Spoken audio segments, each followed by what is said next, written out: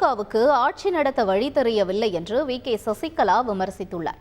ராதாபுரம் சட்டமன்ற தொகுதிக்கு உட்பட்ட வள்ளியூரில் சுற்றுப்பயணம் மேற்கொண்ட போது மக்கள் மத்தியில் உரையாற்றிய அவர் இவ்வாறு கூறினார்.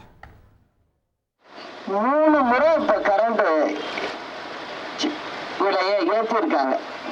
ஒரு யூனிட்டுக்கு அதிகப்படியா ஏற்றி 3 முறையும் சேர்த்து பார்த்தீங்கன்னாக்க கிட்டத்தட்ட 625 ரூபா அவங்க பில்லுல அதிகமா வரும். இதுதான் இந்த அரசு செய்யுது.